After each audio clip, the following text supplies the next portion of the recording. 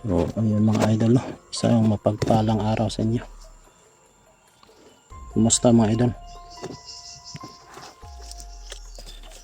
Ito po, andito po tayo sa area ng mga idol.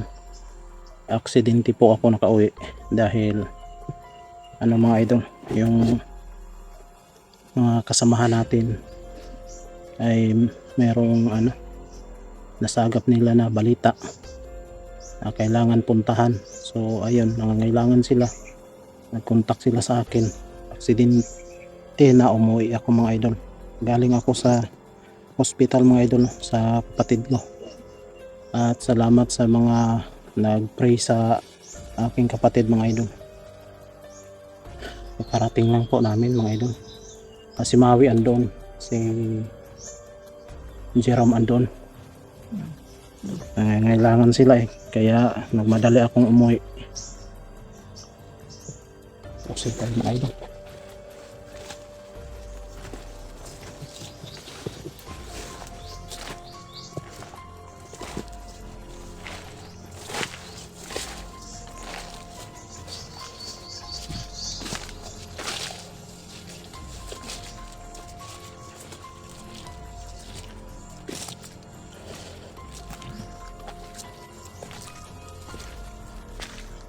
Yung mga ito.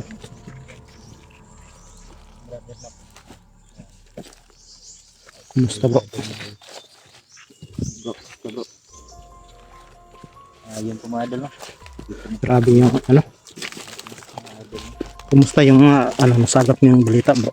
Oo, may natanggap yung balita bro. Nandito na daw siya bro. May nakita daw kung yung sinabi ng tao, nakita daw sila dito na parang balaw daw. Kaya nga bro, nagmadali akong umuwi. Sabi ko nga kay Bro Maui, sabi ko lusubin natin bro. Baka mga idol, baka may may magawa kasi yung masama dito no. Kaya hindi na natin palagpasin mga idol. Baka kasi balaw na yun. Kung balaw man yun, mas ano bang sambong ng tao sa iyo bro? Dito, ito yung lugar na inano niya sa akin na dito na makikita sa Balaw. Kasi ito yung full information niya na binigay sa akin. Kaya dali-dali ko kayong kinontak. Kasi alam ko naman na malayo tayo sa location ni Bradodo ngayon. Sigurado ako malayo. At nabasa ko na yung message niya sa akin na pababa na rin siya. Oo, may message din sa akin Bro Dudong. May sabi na bumaba na ako bro. Hindi na siya nag-message sa akin kasi alam niya na magkasama kami. Pero nung pumunta ako dun sa hospital, hindi ko pinasama si Brad Amawi.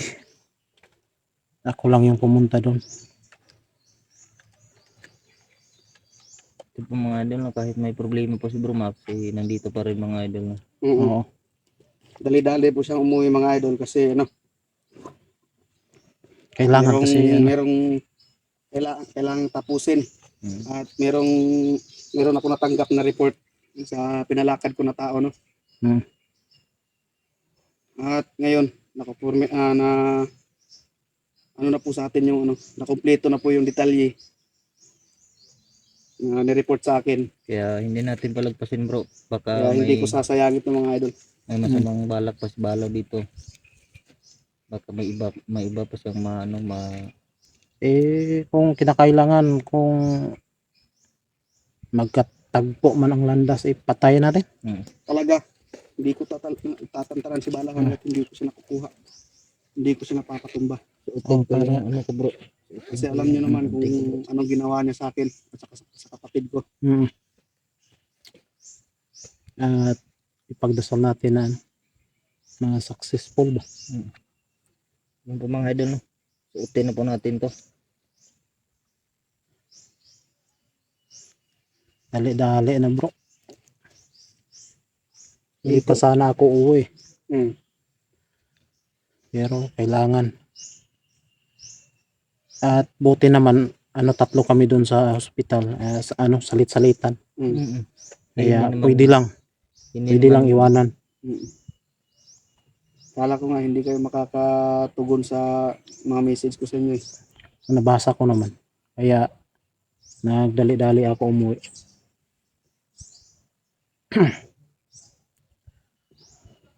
Kasi ito na yung ano, Parang pinakahihintay kong may mga tao. pagkakataon. Oo. Tara bro, abanti tayo bro, dandahan tayo bro. Parang ano, Kaya lang, mainit yung katawan ko dito na area. Kasi ang sabi niya, si kalat na daw yung mga tao na bahala dito.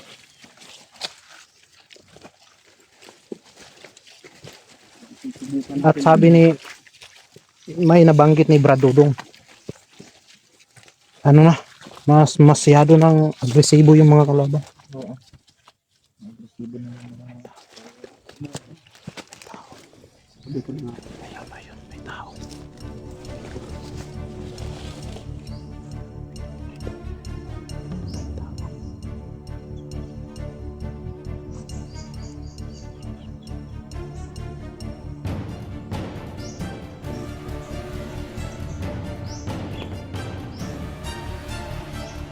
Bantay kayo.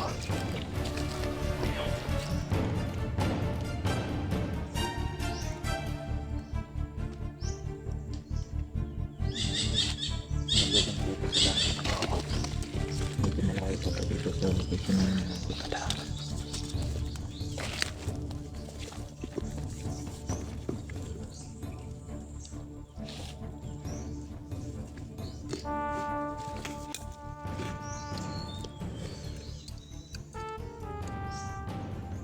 Matapan nyo lang ako bro.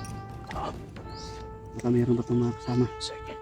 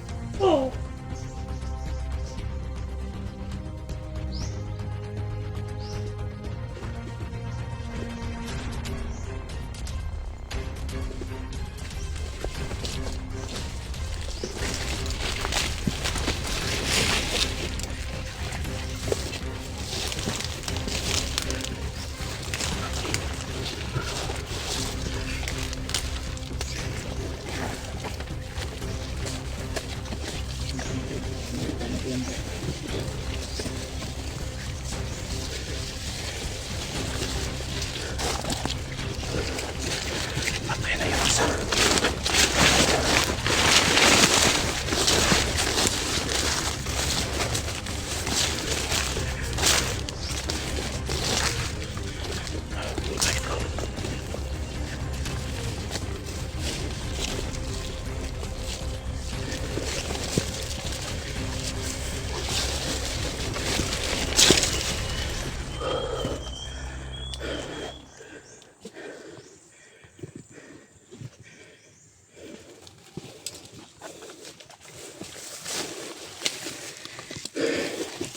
Ilagay mo sa bag bro.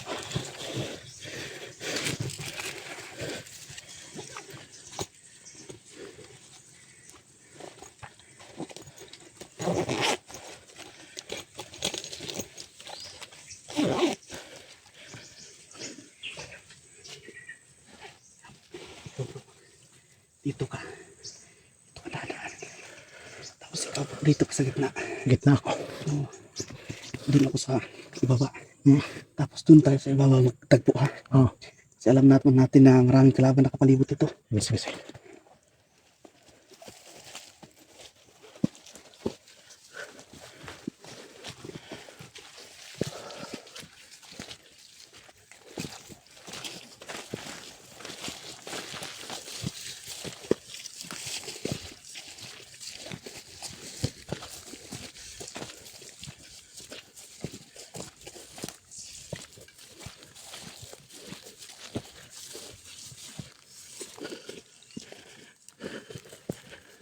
Tayo mga idol.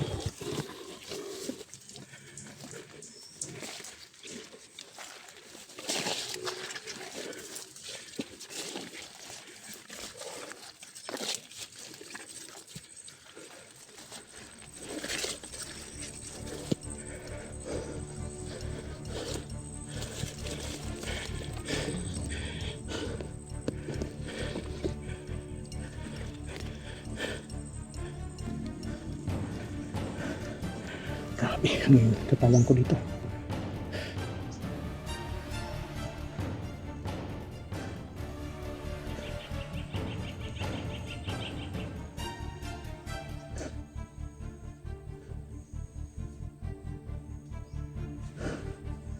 Grabe, andun si Maui mga idol.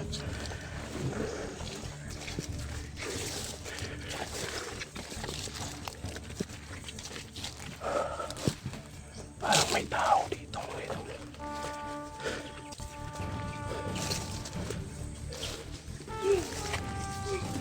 Ayun, may kalaban.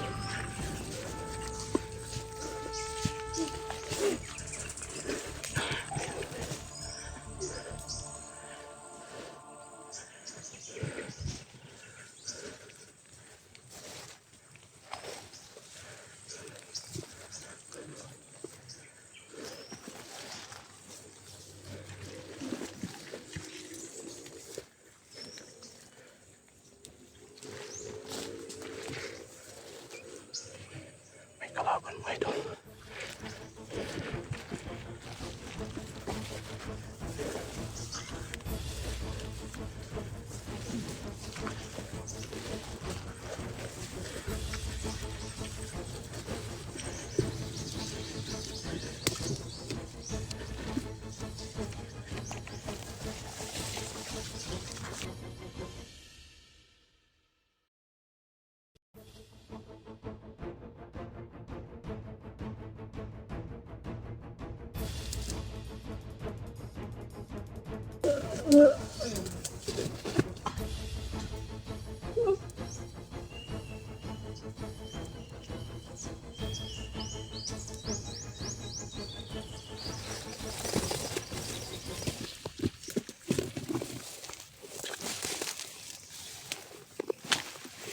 Tingin bro. Ako na dyan bro.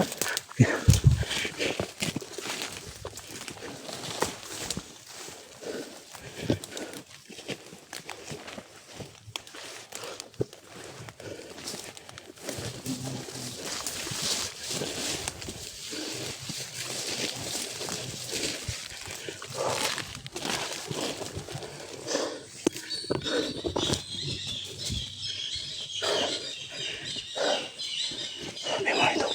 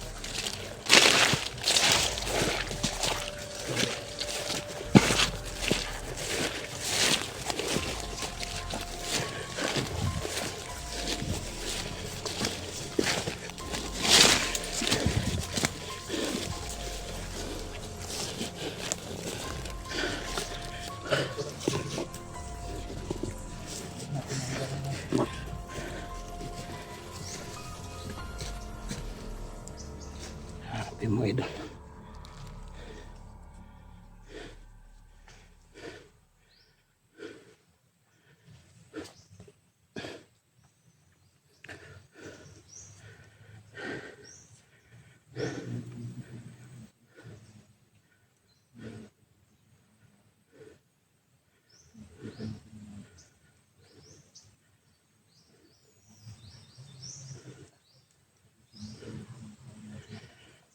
Mission namin mga idol, pag makita namin si Balaw, kung kaya namin, hindi namin atrasan kasi alam namin malakas si Balaw. Huwag kayong mag-alala, lalaban kami kahit nasa kagipitan mga idol.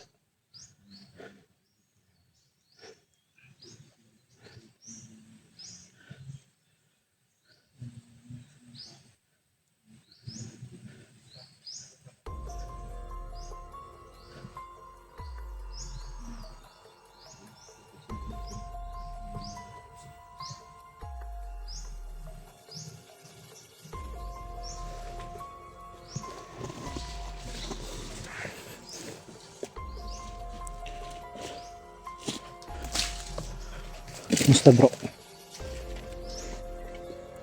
Yan.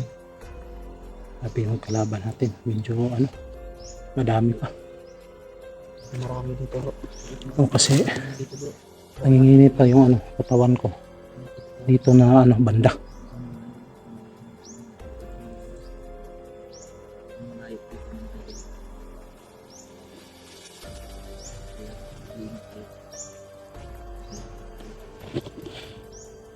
Sana si Brado doon sa mabuting kalagayan mo idol.